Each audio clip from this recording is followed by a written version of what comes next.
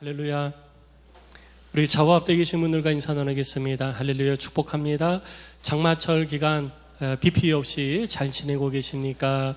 우리 축복의 인사 나누시기 바랍니다.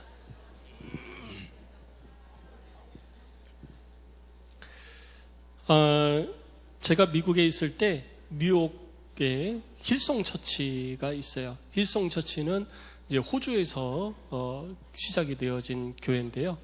그 힐송 처치라고 지금 이제 젊은이들 사이에서는 힐송 처치의 이제 찬양이 앨범으로 쭉 나오는데 그 앨범이 이제 한국으로도 번안이 되고 그래서 많이 불려집니다. 저희 교회도 찬양하는 것 중에 힐송 처치에서 만들어진 찬양이 굉장히 많아요. 근데 힐송 처치가 있는데 거기 이제 한국에 오기 전에 미국에서 사역하던 교회를 잠시 사역을 마치고 제가 미국에 가자마자 바로 첫 주부터 사역을 시작을 했어요. 그래가지고 뭐 미국에 있는 교회들을 돌아볼 시간이 없어서 계속 사역을 하느라고 그래서 사역을 이제 조금 이제 한두 달 정도 미리 좀 마무리하고 미국 교회들을 좀 방문을 하는 시간을 가졌었습니다. 힐송 처치 굉장히 유명하죠. 그래서 방문을 했어요. 방문을 했더니 주소를 따라갔어요. 거기는 이제 건물에 교회가 있는데 교회에서 예배를 드리는데 주일날 예배 시간에만 빌려가지고 예배를 드리는 거예요. 근데 그 장소가 어디냐면은 우리나라로 얘기하면 나이트클럽. 나이트클럽인데 나이트클럽은 주로 밤에 하잖아요. 그러니까 낮에는 비어 있어요. 그래서 비어 있는 공간을 빌려서 이제 예배를 드리는 거예요. 들어가는 입구도 좁고 이게 깜깜해요. 나이트클럽이 원래 그런 건가요? 네, 대답 잘하셔야 돼요 지금. 네, 깜깜하고 복도도 좁더라고요. 그래서 들어가서 이제 예배를 드리는데 막 찬양을 했어요. 찬양을 막 열심히 정말 뜨겁게 찬양하는데 막 뜨겁게 찬양하고 말씀을 듣기 전에 우리 잠시 교제하겠습니다라고 교제를 하는데 이렇게 접이식 의자예요 다. 접이식 의자 깔아가지고 이렇게 하는데 교제를 하겠습니다 그러는데 갑자기 사람들이 이렇게 일어나더니 막 옆에 사람하고 인사해요. 거기까지는 저도 해요. 인사하는데 갑자기 뒤에서 누가 이렇게 어깨를 툭툭 치는 거예요. 그래서 봤더니 음료수 잔을 이렇게 쟁반에다가 들고 예배 시간에 이렇게 쟁반에다 들고 다니면서 음료수 드세요. 처음 오셨습니까? 음료수 드세요. 교제합니다. 축복합니다. 이러면서 음료수를 나눠주는 거예요. 그래서 음료수 마시면서 서로 축복하고 교제하고 막 해요. 인사하고 한 5분 이상을 막 그렇게 하는 거예요. 이게 사람이 난생 처음 보는 사람하고 말을 해도 한마디 두마디 그냥 이렇게 축복의 인사만 하고 끝나면 괜찮은데 5분 이상을 얘기를 하니까 뭐 할 얘기가 있어야지. 그래서 할 얘기가 없는 거예요. 할 얘기가. 그래서 축복을 더 많이 해야 되겠구나. 더 많이 사람들을 향해서 축복의 말을 해야 되겠구나. 그런 생각을 한 거예요. 근데 예배 시간에 일어나서 막 이렇게 하다가 자 이제 정리하겠습니다. 그러니까 이제 다시 다 걷어가요. 빈컵들을 다 걷어가고 다시 또 찬양을 하고 찬양을 한 20분 15분 20분 하고 이제 말씀을 듣는 거예요. 설교가 1시간이 넘게 예배 시간이 3시간이 정도가 2시간 반 3시간 걸리는 것 같아요. 설교가 1시간이 넘어가지고 근데 예배 시간에 그렇게 막 움직이면서 이렇게 잔을 나누고 이렇게 하는 것들이 너무 생소하더라고요. 근데 젊은 사람들은 아무렇지도 않게 또 그 예배 드리는 사람들은 아무렇지도 않게 그렇게 하는데 우리는 뭐 잔을 나누고 그런 건 아니지만 잠시 잠깐 10초 20초 인사를 하는데 그 인사도 뭔 말을 해야 될지 몰라가지고 축복합니다 한마디 하고 끝나가지고 멀뚱멀뚱 이렇게 있는 그 모습 제가 여기서 다 보고 있습니다. 근데 항상 주변 사람들을 향해서 축복하고 또 소망의 말을 건네고 은혜의 말을 건네는 그 한마디가 나에게 힘이 되어주는 거예요. 지금 내가 죽어야 되겠다. 힘들다. 이 한 세상 살아서 뭐하나. 막 그런 절망적인 마음을 가지고 있으면서 마지막으로 하나님 앞에 예배를 드리고 싶다 그래서 오셨던 분이 옆에 계신 분의 한마디가 그 영혼을 살릴 수도 있는 거예요. 그래서 우리가 다른 사람한테 말을 한마디 하더라도 내 말에 능력과 권세가 하나님으로부터 주어졌다는 것을 기억하시면서 간절한 마음으로 축복해야 되고 간절한 마음으로 복을 빌고 소망의 인사를 해야 되는 것입니다. 성도 여러분, 그렇게 하시기를 바랍니다. 우리 그런 마음을 가지고 옆에 계신 분한테 다시 한번 인사하겠습니다. 할렐루야, 축복합니다. 우리 주님 다시 올 때 우리도 부활할 것입니다. 자, 우리 부활과 소망의 인사, 축복의 인사 우리 다시 한번 할까요? 우리 옆에 계신 분에게 여러분 그렇게 인사하시기 바랍니다.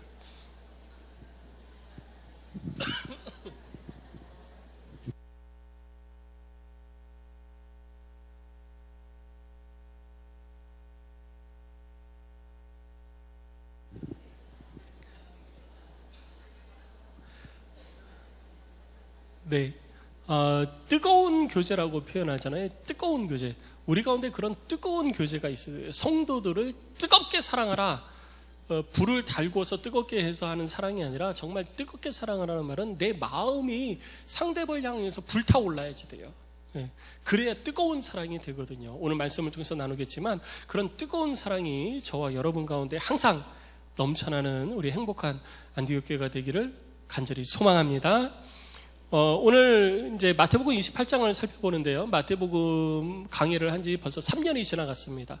3년째 지금 하고 있는데 드디어 28장 끝이 보여요. 이제 오늘 1절로 12절 강의하고 다음 주면은 이제 마태복음 강의가 다 끝납니다. 네, 마태복음 강의가 끝나면 그 다음에 목사님 마가복음으로 넘어가나요?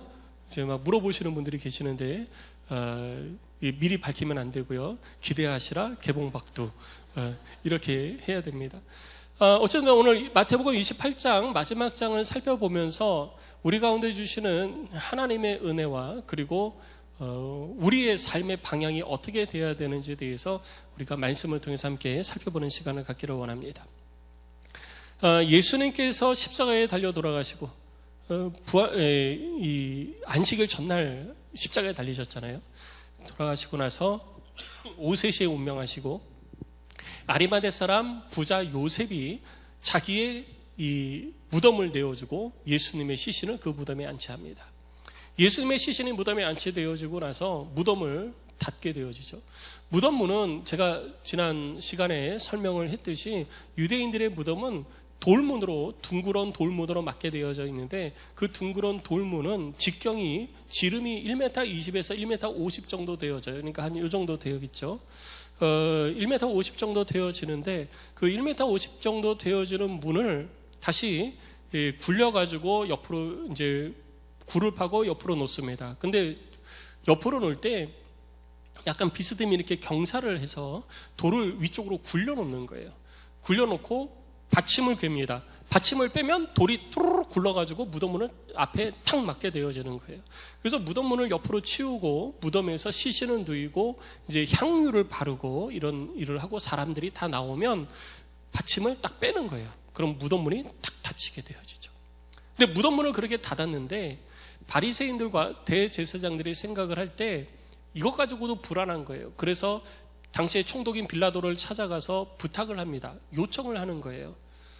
만약에 예수님과 3일 만에 다시 살아난다 했는데 제자들이 사람이 살아날 리는 없고 제자들이 예수의 시신을 도둑질해 간 다음에 예수가 부활했다 이렇게 얘기하면 사람들이 또 그들을 따르게 되어지고 이 예루살렘 성에 소동과 난리가 있을 것입니다. 그러니까 이 지역의 통치자 되신 빌라도 당신께서 경비병을 보내가지고 무덤문을 지키게 하십시오 라고 요청을 하죠.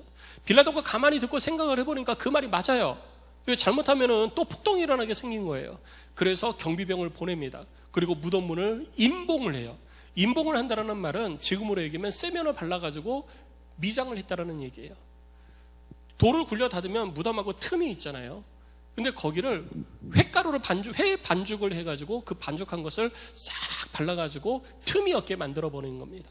그러면 그 반죽을 깨지 않는 이상 무덤문은 열릴 수가 없어요. 그리고 그걸 깨는 것도 쉽지 않고 또 직경이 150cm 정도 되어지는 무덤문이 있는데 그것을 굴리는 것도 쉽지 않아요. 남자들 한두 사람이 그 굴을 굴려서 약간 언덕으로 되어져 있는 옆으로 치운다는 것은 결코 쉬운 일이 아닙니다. 더군다나 여자들이 그걸 한다? 이건 거의 불가능한 일이에요. 제가 볼 때 여자들이 그 돌무덤 문을 치우려면 장미랑 같은 사람이 한 두세 사람이 들러붙어야 그래야 무덤문이 좀 옆으로 치워지지 않을까 이렇게 생각이 되어지는 거죠. 그러니까 누가 무덤 문을 이렇게 옆으로 굴리고 이렇게 할 수 있는 그런 환경이 되지 못하게 만들어 놓고 군대 경비병들이 와가지고 무덤 문을 지키게 됩니다. 자, 이렇게 지키고 있을 때 오늘 본문이 시작을 합니다. 예수님이 안식일 전날 돌아가시고 안식일을 온전히 유대인들이 지키고 나서 예수님을 믿는다고 안식일을 안 지킨 게 아니에요. 안식일을 지키라 했기 때문에 유대인들은 안식일을 지킵니다.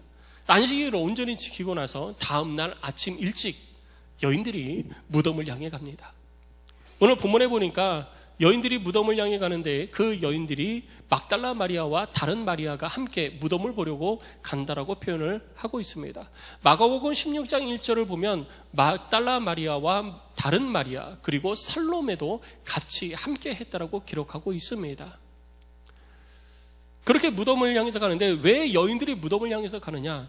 당시에는 사람이 죽으면 시신이 부패해서 부패하는 냄새가 나니까 무덤문을 다시 옆으로 굴려내서 들어가서 시신에 향유를 바릅니다.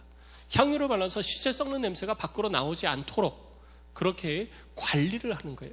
그래서 심하게 냄새 나는 동안에는 계속해서 그런 관리를 2, 3일에 한 번씩 해주게 됩니다. 그러니까 이 여인들도 안식일이 지났으니까 시체가 부패하기 시작하잖아요.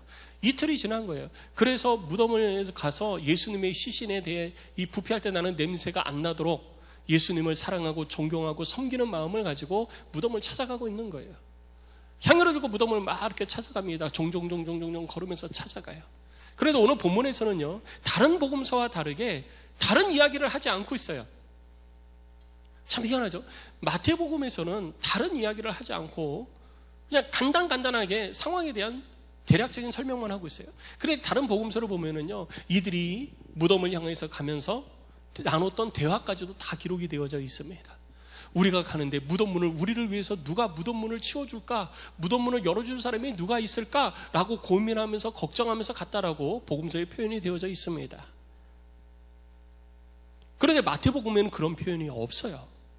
그냥 단순히 마태복음에서는 이 여인들이 무덤을 향해서 갔다라고만 표현을 하고 있습니다. 왜 갔는지도 설명이 없어요.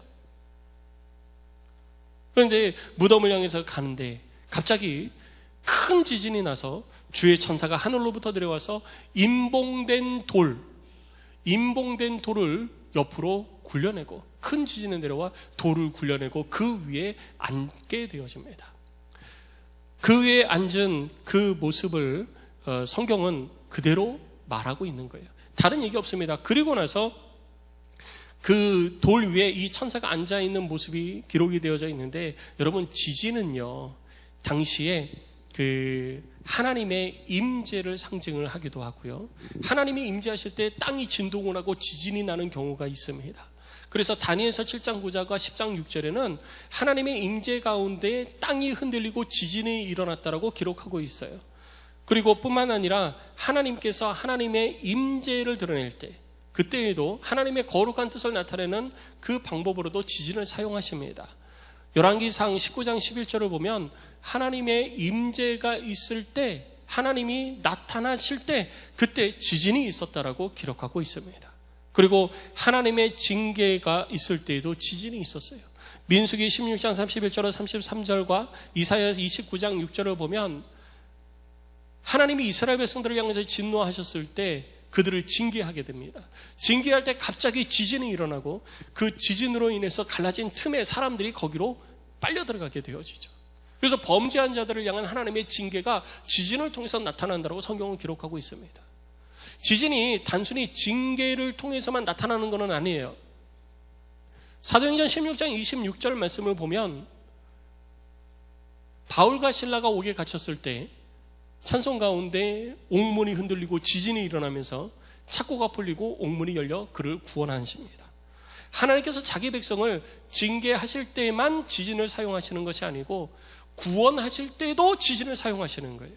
자, 이것을 통해서 우리가 알 수 있는 건 뭐냐면 지진, 태풍, 해일, 산사태, 이 모든 것들이 다 하나님의 주권 아래에 있다는 것입니다. 하나님이 하나님의 뜻을 드러내기 위한 방법으로 이 같은 일을 드러내시는 거예요. 그런데 우리는 왜? 라고 하죠. 왜 그렇게 하셨는데 하나님에 대해서 우리는 다 알지 못해요.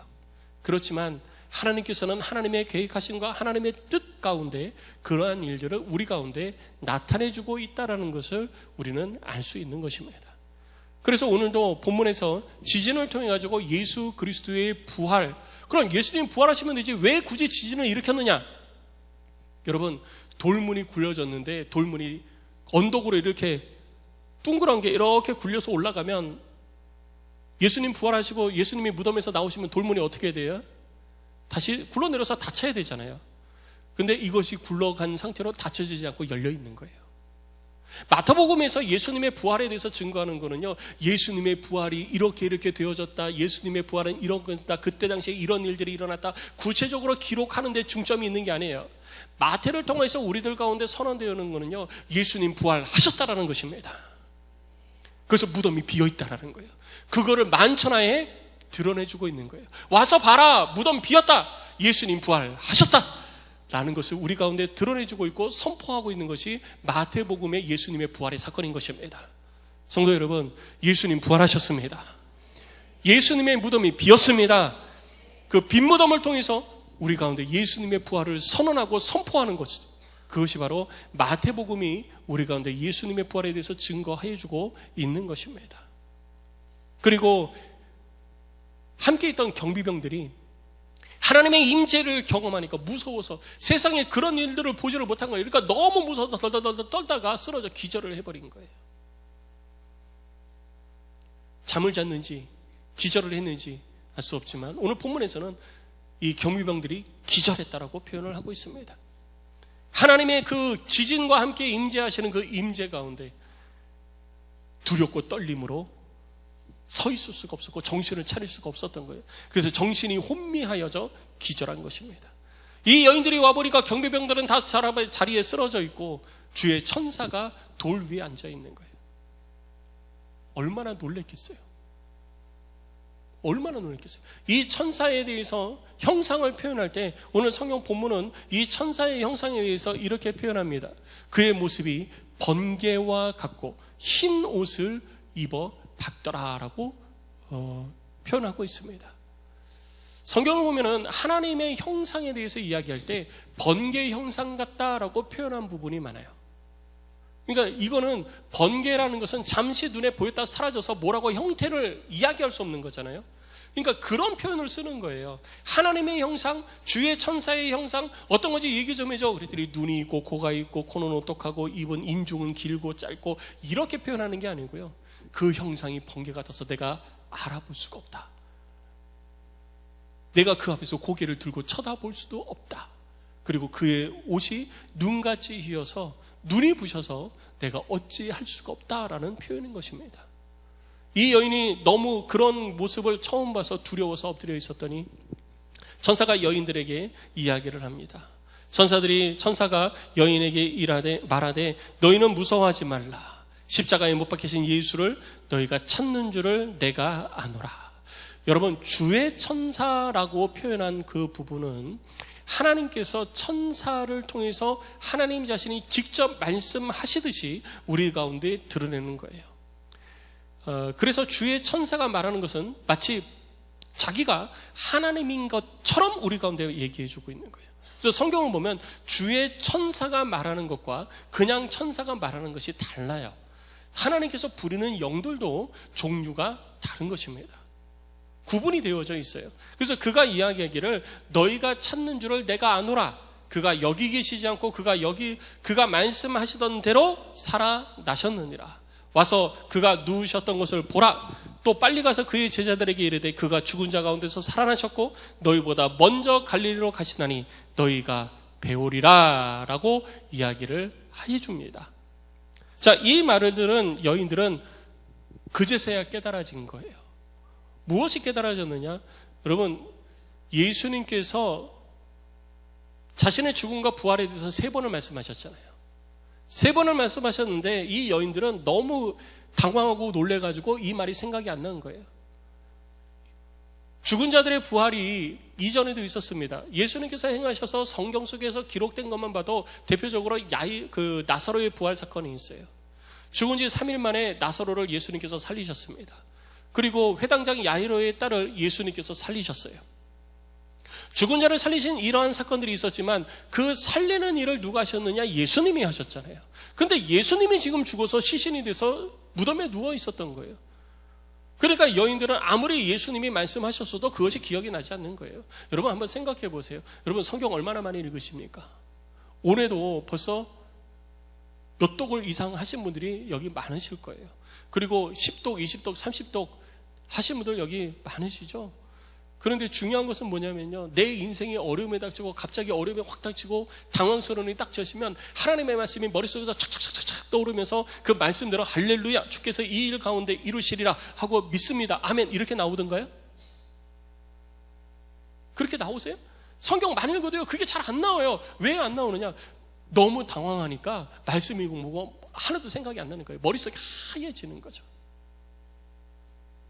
그런데 우리는 성경 읽으면서 그래요. 예수님이 3번이나 얘기했는데 그걸 기억 못해가지고 아직도 예수님의 부활을 믿지 못한다고. 아니에요. 이 너무 당황하니까요 기억이 하나도 안 나는 거예요. 근데 천사가 얘기해 주니까 그제서야 기억이 난 거죠. 그렇구나. 예수님이 말씀하신 대로 살아나셨구나. 그런데 빨리 가서 제자들에게도 이 소식을 알리라 했으니 빨리 가서 제자들에게 알리자 하고서 정신을 차리고 두근거리는 가슴을 안고 제자들을 향해서 막 달려가기 시작합니다. 제자들을 향해서 달려가기 시작할 때 그 길에 예수님을 만나게 됩니다. 예수님을 만나서 예수님 앞에 엎드려 그 발을 잡고 예수님을 경배합니다. 그때 예수님께서 이 여인들에게 하신 말씀이 뭐냐면 평안하냐라고 물으신 거예요. 예수 그리스도의 십자가의 죽으심과 부활을 경험한 사람은요 하나님이 주시는 평안을 누리게 되는 것입니다. 주님이 평안하냐라고 물은 것은 너 이제 괜찮아? 라고 물으시는 게 아니에요. 주의 평안이 너와 함께 있을지어다 라고 하는 선언과 같은 것입니다. 그래서 예수님께서 평안하냐 라고 물으니까 이미 평안한 줄로 알고 주님이 말씀하시는 거거든요. 그렇다면 왜 주님의 죽음과 부활을 경험한 사람은 평안을 누리게 되는 걸까요? 주님의 죽으심과 부활을 경험한 사람에게 주시는 평안은요 세상의 환경과 상황으로 인해서 얻어지는 평안이 아니에요. 내가 원하는 거 얻을 수 있어서 기분 좋아서 평안하고, 내가 원하는 것을 얻을 수 없으니까 기분 나빠서 불안하고, 내가 소유한 거 잃어버릴까 봐 불안한 것이 아니라 상황과 환경을 뛰어넘는 평안이 그에게 임하는 것입니다. 샬롬의 평화가 그에게 임하는 거예요. 왜? 이 땅의 것이 다 사라져도 내 육신이 병들어 다 죽어서 썩어 문드러진다 할지라도 우리 주님이 다시 오시는 날 나도 부활할 것을 믿기 때문인 것입니다. 그래서 상황과 환경을 뛰어넘는 평안이 우리에게 있는 거예요. 그런데 이 평안이 없으면요 내가 주님의 부활하심을 아직 구체적으로 경험하고 믿지 못하는 것입니다. 그리고 때로는 사단이 여기에 의심을 심어주는 거예요. 아직 되어진 일이 아니니까 의심을 심어줘서 우리로 하여금 불안하게 만드는 겁니다. 그래서 우리는 그럴 때마다 입술로 선포해야지 돼요. 예수 그리스도의 십자가의 죽으심과 부활로 말미암아 그 일을 믿는 나에게 주님께서 새 생명을 주시고 영원한 나라 천국을 향한 소망을 주셨는데, 이 모든 일들을 부정하고 의심하게 하는 더러운 사단아, 내 생각 속에서 떠나가라, 내 생각 속에서 물러가라 라고 우리는 입술로 선포를 해야 되는 것입니다. 우리가 선포하면 사단은 떠나가는 것입니다. 성도 여러분, 그래서 우리들 가운데 그런 생각이 들어올 때, 부정적인 생각이 들어오고 하나님의 말씀을 의심하는 생각이 들어올 때 가만히 계시면 안 돼요. 가만히 계시지 말고 대적하십시오. 대적하면 원수는 물러가는 줄 믿습니다. 그렇게 여인이 예수님을 만나서 예수님께서 평안하냐 물으시고 여인들에게 예수님께서 또 말씀하세요. 다른 복음서를 보면은요 여인들이 예수님의 발을 붙잡으려고 그럴 때 아직 나에게 손대지 마라 라고 예수님께서 말씀하시면서 내가 아버지의 뜻을 아직 다 이루지 못했노라, 아버지께로 가지 못하였노라, 그러니까 나에게 손대지 마라 라고 말씀하시는 장면이 나옵니다. 그런데 오늘 마태복음은 그런 내용이 싹 없어요. 그리고 예수님께서 하신 말씀만 기록되어 있습니다. 그게 뭐냐면 무서워하지 말고 가서 내 형제들에게 갈릴리로 가라 하라, 거기서 나를 보리라, 이 말씀만 하고 여인들이 제자들을 향해서 달려가는 것으로 오늘 본문은 막이 내립니다. 이 예수님의 부활 사건 여기까지 이렇게 딱 끝나요. 그러니까 예수님의 발을 붙잡을 때 예수님이 어떤 말, 나를 붙잡아라, 붙잡지 말아라, 나는 이런 게 중요한 게 아니에요. 마태복음을 통해서 이야기하고 우리들 가운데 드러내고자 하는 것은 예수님 부활하셨다라는 겁니다. 부활하신 예수를 믿는 사람은 어떻게 해야 되느냐? 마태는 거기에 초점을 맞추고 있는 거예요. 자, 이런 일들이 일어났을 때 또 한쪽에서는 다른 일들이 일어나고 있었습니다. 경비병들이 정신을 잃고 있다가 정신을 차렸더니 예수의 무덤에 문이 열려버리고, 그리고 예수의 시신이 없어졌어요. 이거 어떻게 해야 됩니까? 깜짝 놀라서 일어나서 제사장을 찾아갑니다. 그리고 제사장에게 되어져 있는 일을 쭉 얘기해요. 그랬더니 제사장이 그 이야기를 쭉 듣고 장로들을 다 부릅니다. 장로들을 부르고 회의를 해요. 회의를 하고 군인들에게 많은 돈을 줍니다. 성경을 보니까 많은 돈을 주었다 그랬어요. 얼마를 줬느냐? 그게 뭐가 그렇게 중요합니까? 1억을 줬으면 어떻고 2억을 줬으면 어떻습니까? 그게 중요한 게 아니에요. 많은 돈을 주고 예수의 제자들이 도적질을 했다고 증언해라. 혹시나 너희들이 증언한 것이 거짓이라고 드러나게 되더라도 내가 빌라도에게 잘 얘기해서 너희들에게 근심하지 않게 해주겠다. 너희들에게 그 영향이 미치지 않게 해주겠다. 책임은 다 내가 지겠다. 그러니까 거짓 증언해라 라고 이야기를 합니다. 사람은 안 바뀌어요. 그래서 사람은 고쳐 쓰는 거 아니라고 그러죠. 안 바뀌어요. 그러니까 이 유대 종교 지도자들도요, 예수님 십자가에 못 박을 때 사람들 불러서 거짓 증언들 세워가지고 거짓 증언해서 예수님 죽였잖아요. 예수님 살아나셨다고 그러는데도 돈 주고 거짓 증언을 시키는 거예요. 사람은 안 바뀌어요. 근데 저는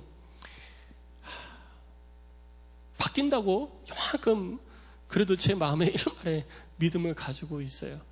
언제 바뀌냐? 성령이 그에게 강력하게 임하면 바뀐다.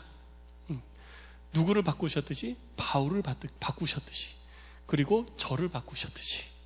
제가 중고등부 학생들하고 청년들 이렇게 수련회하고 집회할 때 그런 얘기를 해요. 하나님은 살아계신다. 하나님이 많은 사람들을 바꾸시는데 하나님의 성령을 경험한 사람은 인생이 달라진다. 그리고 성격도 달라지고 기질도 달라지고 완전히 달라진다. 그걸 경험해야 된다. 그런 사람이 누가 있냐? 성경에는 사도 바울이 있고 너희들 눈앞에 있는 목사님이 그 사람이다. 제가 초등학교 5학년 때서부터 성령 체험을 하고 막 그랬지만요, 성격이 안 달라지더라고요. 성격도 괴팍하고 막 그런 부분들이 왜 저라고 없었겠습니까? 아직도 제 속에 있어요. 아직도 제 속에 내주하고 있어요. 그런 것들이 완전히 사라지지 않아요.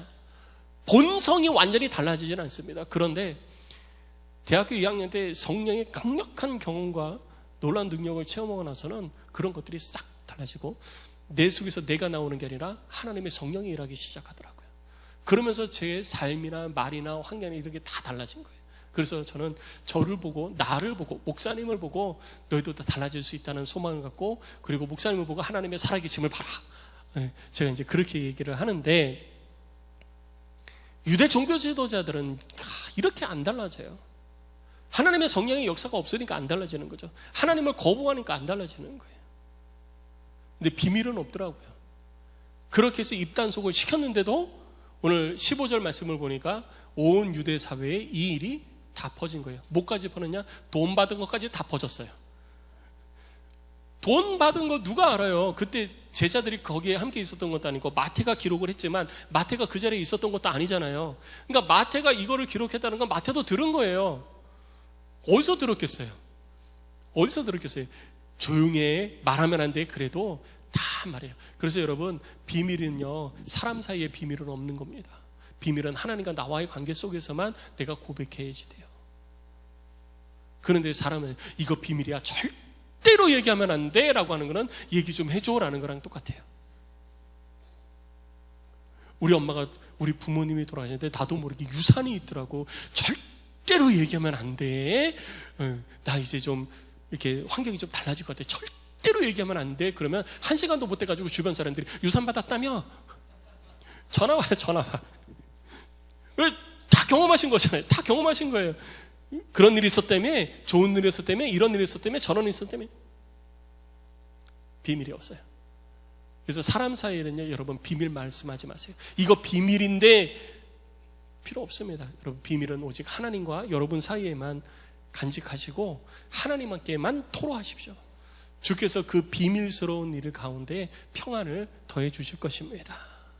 자, 오늘 본문이 이렇게 마무리하고 있어요. 그러면 아까 말씀을 드린 것처럼 마태복음 1장 28장 1절에서 15절, 예수님의 부활 사건에 대해서 다른 복음서들은 굉장히 자세하게 설명을 했거든요.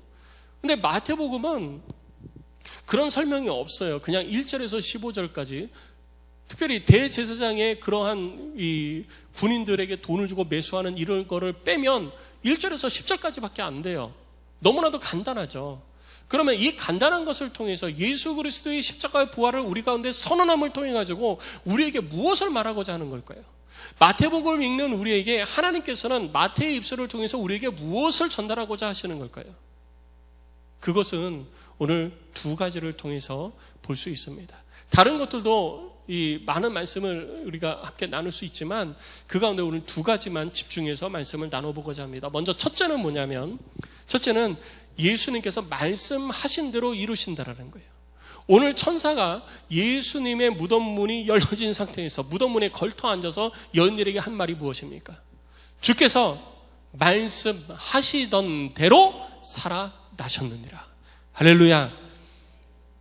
하나님의 말씀이 곧 능력인 것입니다. 우리 하나님은요, 거짓말을 못하세요. 거짓이 없으신 분입니다. 히브리서 6장 18절 말씀을 보면 하나님은 거짓말을 하실 수 없다라고 기록하고 있어요. 하나님은 거짓말을 하실 수가 없습니다. 그런데 그 하나님께서 우리 가운데 그렇게 말씀하신 것이죠. 그리고 사도행전 19장 20절을 보면 주님의 말씀이 곧 능력이라고 말하고 있습니다. 이와 같이 주의 말씀이 힘이 있어 흥왕하여 세력을 얻으니라 라고 말하고 있습니다. 하나님의 말씀이 능력인 것입니다. 그리고 창세기 1장 7절, 9절, 15절, 24절, 30절에서 반복해서 나오는 게 있어요. 저는 이 창세기 1장을 읽을 때마다 막 가슴이 두근두근거리고 막 가슴에 막 벅차오르는데요. 제가 이 말씀을 딱 봤을 때 막 눈에 막 들어오는데 견딜 수가 없더라고요. 뭐라고 기록되어 있냐면요, 주께서 말씀하시니 그대로 되니라. 할렐루야. 주께서 말씀하시니 그대로 되니라, 그대로 되니라, 그대로 되니라, 그대로 되니라. 이게 반복되어 있는 거예요. 주님이 말씀하시면 그대로 되는 줄 믿으시기 바랍니다. 그래서 우리는 하나님의 말씀을 믿는 거잖아요. 하나님이 말씀하시면 그대로 되는 거예요. 그리고 하나님은 그대로 되어지는 말씀인데도 불구하고 하나님이 그 말씀을 이루신다라고 성경은 말하고 있습니다. 이사야서 14장 24절을 보면 이렇게 말합니다. 만군의 여호와께서, 하나님께서 하시는 거예요. 하나님께서 스스로에게 맹세하여 이르시되 내가 생각한 것이 반드시 되며 내가 경영한 것을 반드시 이루리라. 우리 하나님이 그렇게 말씀하고 있는 거예요.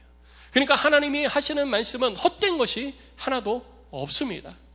하나님의 말씀은 그 자체가 능력이고 그 자체가 권위인 것입니다. 예수님께서 마태복음 16장에서 17장에서 20장에서 세 번에 걸쳐서 공식적으로 성경에 기록되어진 것만, 그 외에도 예수님이 얼마나 많은 말씀을 하셨겠어요. 그런데 이 성경에 기록된 것만 보더라도 세 번에 걸쳐가지고 내가 죽고 십자가에서 죽고 3일 만에 다시 살아나리라 하셨습니다. 그런데 막상 상황이 되어지니까, 그 말씀을 하신 그 주체가 눈앞에서 사라지니까 사람들이 믿지 못했습니다. 기대하지 못했어요. 바라보지 못했어요. 그러나 사람들이 어떻게 생각하든지 그것과 상관없이 우리 주님은 말씀하신 대로 부활하신 것입니다. 성경은 하나님의 말씀입니다. 하나님의 말씀이 우리들 가운데 이렇게 선포되어지니 주께서 그대로 이루시는 것입니다. 그래서 하나님의 말씀을 우리는 믿어야 되는 것입니다. 하나님의 말씀을 믿고 순종하는 자가 돼야 되는 것입니다. 하나님의 말씀을 듣고 믿고 순종하는 자에게 하나님께서 은혜를 베푸시기 때문이에요. 역대하 6장 14절을 보면 이렇게 기록하고 있습니다. 이르되 이스라엘의 하나님 여호와여, 천지에 주와 같은 신이 없나이다. 주께서는 온 마음으로 주의 앞에서 행하는 주의 종들에게 언약을 지키고 은혜를 베푸시나이다. 하나님의 말씀에 귀를 기울이고 주의 말씀을 신뢰하고 믿고 따라가며 순종하는 자에게 하나님은 주의 말씀을 지키시고 은혜를 베푸신다고 하셨습니다. 성도 여러분, 하나님의 말씀, 능력의 말씀을 믿고 지키고 따라가서 하나님이 베푸시는 은혜를 경험하는 안디옥의 모든 성도들이 되시기를 주의 이름으로 축복합니다. 그리고 뿐만 아니라 요한계시록 1장 3절에서 우리가 잘 아는 것처럼 이 예언의 말씀을 읽는 자, 듣는 자, 그 가운데 기록한 것을 지키는 자는 복이 있나니 때가 가까움이라 라고 말하고 있습니다. 하나님의 말씀이 우리들 가운데 드러나는 것은 하나님께서 그 말씀대로 우리들 가운데 행하실 것이니 말씀을 믿고 순종하고 지키라라는 것이 우리들 가운데 말씀하시는 하나님의 뜻인 것입니다. 그의 말씀을 그대로 믿고 신뢰하라는 거예요. 하나님의 말씀은 반드시 이루어집니다. 그런데 우리는 하나님의 말씀이 과거에 이루어진 것만 생각하는 경향이 많아요. 그런데 하나님의 말씀은 과거에 말씀하셔서 이루어진 것도 있지만 하나님의 말씀을 하신 것이 아직 이루어지지 않은 미래의 것도 있습니다. 하나님께서 말씀하신 것이 앞으로 이루어질 거예요. 그러니까 하나님의 말씀하신 것이 이루어졌고 이루어질 것인데 그 가운데 삶을 살아가고 있는 우리들의 삶에도 하나님의 말씀은 이루어지고 있는 것입니다. 이 땅에 종말이 오기 전까지 하나님께서 세상을 향하여 말씀하신 그 말씀은 결코 사라지지 않을 것이고 반드시 이루어지는 것입니다. 그래서 우리는 하나님의 말씀에 귀를 기울여야 되는 거예요. 하나님께서 약속하신 그 약속에 귀를 기울여야 되는 것입니다. 그 약속을 믿고 그 약속을 바라보면서 삶을 살아가는 자에게 하나님께서 은혜를 베푸시고 그 약속이 이루어짐을 경험하게 하는 것입니다. 성도 여러분, 하나님의 말씀을 믿고 순종해서 여러분들의 삶 속에 하나님의 말씀이 이루어짐을 경험하는 놀라운 은혜가 있으시기를 주의 이름으로 축원합니다. 반드시 하나님이 말씀하신 것을 이루십니다. 여러분, 주의 말씀을 믿고 순종하기를 주의 이름으로 축원합니다. 그리고 두 번째 우리가 본문을 통해서 기억해야 될 것은 뭐냐면 우리 주님의 부활의 은혜를 입은 자에게는 우리 주님이 새로운 사명을 주신다라는 거예요. 예수 그리스도의 부활은 기독교 신앙의 핵심입니다. 주님의 부활이 없었다면 우리 기독교도 없습니다. 주님의 부활은 단순히 주님이 부활하신 것을 증거하는 것으로 끝나지 않습니다. 과거에 예수님 부활하셨대. 그래. 예수님 스스로 부활하셨구나. 예수님 부활하셔서 하나님이 예수님을 살리셨어. 그게 나하고 무슨 상관인데? 예수님이 과거에 살아나셔서 2000년 전에 예수님이 살아나셨대. 근데 2000년 후에 나하고는 그게 무슨 상관이 있냐라는 거예요. 그것을 믿는 나에게 무슨 상관이 있냐는 거죠. 이 일에 대해서 성경을 통해서 우리는 답을 얻을 수 있습니다. 요한복음 11장 25절 26절에서 예수님은 우리들 가운데 이렇게 말씀을 하십니다. 나는 부활이요 생명이니 나를 믿는 자는 죽어도 살겠고 무릇 살아서 나를 믿는 자는 영원히 죽지 아니하리니 이것을 네가 믿느냐. 우리 주님이 우리들 가운데 말씀하신 거예요. 우리 앞서 말씀드린 것처럼 주님의 말씀은 그대로 이루어집니다. 주님의 말씀 가운데 허투른 말씀은 아무것도 없습니다. 근데 그 주님이 우리들 가운데 말씀하신 것이 뭐냐면 나는 부활이요 생명이니 나를 믿는 자는 죽어도 살겠고 살아서 나를 믿는 자는 영원히 죽지 아니하리라 라고 말씀하고 계시다는 거예요. 2000년 전에 십자가에서 죽으시고 부활하신 주님이 지금 나와 무슨 상관이 있느냐? 주를 믿는 자는 죽어도 살겠다라는, 그리고 살아서 믿는 자는 영원히 죽지 아니라는 약속을 우리 가운데 주신 것이라는 겁니다. 그것이 우리 가운데 주신 약속이에요. 그것이 우리가 지금 믿어야 될 것이라는 거죠. 그리고 로마서 6장 5절에 바울이 이렇게 선언합니다. 만일 우리가 그의 죽으심과 같은 모양으로 연합한 자가 되었으면 또한 그의 부활과 같은 모양으로 연합한 자도 되리라. 예수 그리스도의 십자가의 죽으심, 그의 죽으심으로 말미암아 내 죄가 십자가에 모두 주님이 담당하셔서 나는 정결케 되었다는 것을 믿는 자는 주님의 부활하심을 통해서 우리에게도 부활의 소망이 약속되어져 있다는 것을 믿으라는 거예요. 단순히 주님의 부활이 과거의 사건으로 그쳐서는 안 됩니다. 주님의 부활로 말미암아 나도 부활하게 될 것이라는 것을 우리에게 가르쳐주고 있는 거예요. 그리고 이어서 8절에는 만일 우리가 그리스도와 함께 죽었으면 또한 그와 함께 살 줄을 믿노니 라고 말하면서 예수 그리스도의 십자가의 부활이 하나의 사건으로, 역사적인 사건으로만 치부되어지는 것이 아니라 지금 나에게 어떤 의미가 있는지를 가르쳐주는 것입니다. 그리고 데살로니가전서 4장 16절 17절에서 보다 분명하게 우리들 가운데 이야기하고 있습니다. 내가 예수를 믿는 것, 그리고 과거에 죽으신 2000년 전에 죽으신 주님의 부활이 지금 이 세대를 살아가고 있는 나와 무슨 상관이 있는가?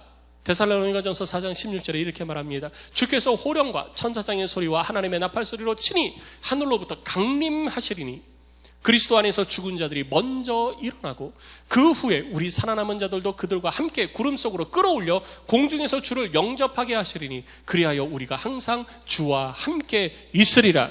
할렐루야. 이것이 우리 가운데 주신 부활의 약속인 것입니다. 2000년 전에 십자가에서 죽으시고 부활하신 주님, 그 주님이 지금 이 세대를 살아가는 나와 무슨 상관이 있는가? 내가 그 부활의 주님을 믿으면 주님께서 그 믿음 가운데 삶을 살아가는 내게 은혜를 베푸사 내가 이 땅에서 영원한 나라 천국을 사모하며 살아갈 수 있게 하시고, 내가 주님이 오시기 전에 죽는다 하더라도 죽은 자들이 먼저 일어날 수 있도록 하나님께서 내게 은혜를 베푸신다라는 거예요. 그래서 죽어도 사는 것입니다. 성도 여러분, 우리 죽어도 다시 살아날 줄 믿으시기 바랍니다. 제가 여러분들 위로하기 위해서, 우리 다 언제 죽을지 모르지만 죽으면 다 두려워하잖아요. 언제 죽을지 모르고 그냥 삶을 살아가는 우리, 그냥 죽으면 그냥 위로받으세요 해서 하는 얘기가 아니에요. 제 말이 아니에요. 그냥 여러분 그냥 위로받으세요, 그냥 사람의 말로 위로받으세요, 이게 아니에요. 그냥 주님이 그렇게 약속하신 거잖아요. 주님의 약속이에요. 주님의 약속이니까 우리는 믿을 수 있는 것입니다. 그래서 부활의 은혜를 받은 경험한 자는요, 이 땅에서 그렇게 살아가는데, 문제는 뭐냐면 부활의 은혜를 경험한 사람, 그 사람을 하나님께서 뭐하러 죽을 때까지 기다리시냐는 거죠. 그렇지 않아요? 여러분, 천국 빨리 가고 싶으세요? 고개를 끄덕끄덕 하시는 분들은 제가 보니까 다 70대 이상 되신 분들만 고개 끄덕끄덕 하고 계세요. 천국 빨리 가고 싶으세요? 그럼 왜 주님이 천국에 빨리 안 들어가시고 우리를 계속 살아있게 하실까요? 아니, 우리가 예수 믿고 구원받고 천국의 소망을 가진 자가 되었으면 그냥 천국에 불러가시면 되잖아요. 야, 이제 너 그냥 와 하고 불러가시면 되잖아요. 우리 주님이 요한복음 14장 1절로 3절 말씀에서 우리에게 말씀하셨잖아요. 내가 너희의 있을 곳을 예비하러 가노니 너희가 이 땅에 육신의 옷을 다 벗어버리면 내가 있는 곳에 너희도 나와 함께 있게 하리라. 주님이 약속해 주셨잖아요. 그럼 빨리 불러가면 되잖아요. 근데 왜 우리에게 이 땅에서 살게 하실까요? 그것은 우리에게 새로운 사명이 있기 때문입니다. 주님의 부활의 은혜를 경험한 여인들에게 주의 천사가 말하기를 뭐라고 그랬습니까? 너희는 가서 제자들에게 빨리 주의 부활을 전하라 라고 얘기를 했습니다. 그리고 주의 부활을 전하라는 여인들에게 예수님이 다시 나타나셔서 이 여인들에게 하신 말씀이 뭐예요? 내 사랑하는 형제들에게, 내 형제들에게 주님의 부활을 전하고 그리고 갈릴리에 가서 보자라는 말을 전해라라는 것입니다. 예수 그리스도의 부활의 은혜를 경험한 자, 그러면서도 아직 이 땅에서 살아 숨쉬는 육체를 가지고 삶을 살아가는 자에게 주께서 말씀하시는 것은요, 야, 우리 함께 기뻐하자. 내가 천국에서 너희들과 함께 있을 거니까, 너희도 천국 올 자리 다 준비되어져 있으니까 우리 함께 기뻐하자 라는 것이 아니에요. 그것이 아니라 부활의 소식을 전하라는 것입니다. 그래서 마가복음 16장 15절에 또 이르시되 너희는 온 천하에 다니며 만민에게 복음을 전파하라 라고 말씀하신 거예요. 오늘 본문에서도 주의 천사가 주의 부활을 전해라 라고 하셨고, 그리고 예수님께서 그들 가운데 나타나셔서 내 형제들에게 부활을 전하라 라고 말씀하셨습니다. 그리고 예수님께서 하늘로 올라가시기 전에 온 천하에 다니며 만민에게 복음을 전파하라 라고 사명을 주셨습니다. 예수의 부활을 경험한 자들에게 바로 이 사명이 주어진 것입니다. 그래서 우리는 이 사명을 감당해야지 돼요. 그럼 이 사명을 누구에게 감당하느냐? 아니요, 그건 모르죠. 중요한 것은 이 사명이 내게 주어졌다라는 거예요. 그래서 내가 누구에게 복음을 전하냐? 아니요, 내 주변에 나로 인해서, 내가 천국 가기 전에 나로 인해서 예수에 대해서 들어야 될 사람이 있기 때문에 나를 아직 이곳에 존재케 하신 것이라는 거예요. 그리고 그 사람이 누구냐? 모르죠. 내 옆에 있는 내 가족이 될 수도 있고, 내 배우자가 될 수도 있는 것입니다. 내 자녀가 될 수도 있어요. 내 이웃 친척이 될 수도 있습니다. 저 지구 반대편 남미, 아프리카에 있는 다른 나라 사람들이 될 수도 있습니다. 중요한 것은 뭐냐? 누가 되었든지 그것과 상관없이 아직 나로 인해서 예수가 누구인지를 들어야 될 사람이 있기 때문에 주님이 아직 나를 불러가지 않으신 거예요. 이 사명이 닿으면 우리 주님 다 불러가십니다. 다 불러가시는 거예요. 그런데 아직 우리에게 이 사명이 남아있는 거예요. 나 오래 살아야지, 그게 중요한 게 아니에요. 단 하루를 살아도 주께서 내게 맡겨주신 사명을 위해서 사는 삶이 필요한 것입니다. 그래서 내가 옆에 있는 사람에게 이 사람이 혹시 주께서 이 사람의 영혼을 구원하고자 나를 이 땅에 보내신 것 아닌가? 그래서 그 사람에게 나는 전심을 다해서 예수를 전하는 자가 되어야 되는 것입니다. 그가 누가 되었든지 간에. 로마서 10장 14절 15절을 기억하십니까? 그런즉 그들이 믿지 아니하는 일을 어찌 부르리요? 듣지도 못한 일을 어찌 믿으리요? 전파하는 자가 없이 어찌 들으리요? 보내심을 받지 아니하면 어찌 전파하리요? 기록된 바 아름답도다 좋은 소식을 전하는 자들의 발이여함과 같으니라 라고 기록하고 있습니다. 예수를 알지 못하기 때문에 예수를 믿지 못하는 거예요. 예수를 믿지 못하니까, 예수를 알지 못하니까 예수를 알게 해야 되는 거예요. 예수를 알게 하기 위해서 주님이 우리를 보내시는 것입니다. 예수의 부활을 들려주라고, 가르쳐주라고, 전해주라고 우리를 아직 이 땅에 남겨두신 거예요. 그래서 우리는 예수의 부활을 전하는 삶을 살아야 되는 것입니다. 어느 특정한 사람, 나는 저 사람에게 전해야지. 아니요. 여러분, 저 사람에게 전해야지 라는 것도 필요하지만 중요한 것은 내가 누구에게 전하든지 이 사람이 하나님께서 내게 붙여주신 영혼, 나를 통해서 예수를 들어야 될 영혼이 지금 내 곁에 있다라고 우리는 믿고 전해야 되는 것입니다. 그래서 예수를 전하는 자들이요, 예수를 전함으로 말미암아 그들이 듣고 깨우쳐서 예수를 믿고 구원받는 영혼이 되게 해야 되는 것입니다. 성도 여러분, 예수를 전해서 그들로 하여금 예수를 믿고 구원받게 하는 마지막 사명자로서의 사명을 감당하는 안디옥의 성도들이 되시기를 주의 이름으로 축원합니다. 우리 주님 다시 오시는 날 우리가 다 그 앞에 섭니다. 그리고 우리 주님은 결산할 것입니다. 1달란트 맡긴 자, 5달란트 맡긴 자, 10달란트 맡긴 자, 그들 가운데 우리가 얼마나 많은 열매를 주님 앞에 드릴 것인지, 우리는 지금 우리들의 삶을 살아가는 그 모습 속에서 우리들의 모습을 볼 수 있는 것입니다.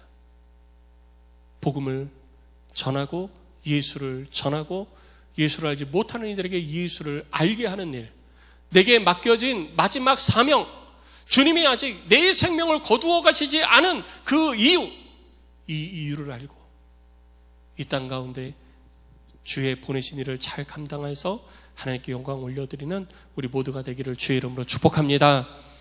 주님이 우리에게 말씀하십니다. 주님의 말씀하신 대로 이루어질 그 말씀을 우리 가운데 들려주고 계십니다. 하나님의 성경을 통해서, 말씀을 통해서 우리 가운데 지금도 말씀하고 계십니다. 우리는 말씀을 듣고 믿고 그대로 행하여서 하나님의 말씀의 능력을 경험하는 삶을 살아야 되고, 주님 다시 오시는 날까지 내게 맡겨주신 사명, 곧 예수를 전하는 사명, 이 사명을 온전히 감당해야 합니다. 골라서가 아닙니다. 마음에 드는 사람이 아닙니다. 누군지는 모르지만 주께서 아직 나로 인해서, 나로부터 예수를 들어야 될 사람이 내 주변에 있는 거예요. 나로부터 예수에 대해서 들어야 될 사람이 아직 이 땅에 남아있는 거예요. 그러니까 나는 예수를 전해야 되는 것입니다. 성도님, 예수를 전하시기 바랍니다. 예수를 전해서 여러분들로 인해서 구원받는 사람들이 많아지는, 하나님의 뜻이 이루어지는 은총이 있으시기를 주의 이름으로 축복합니다.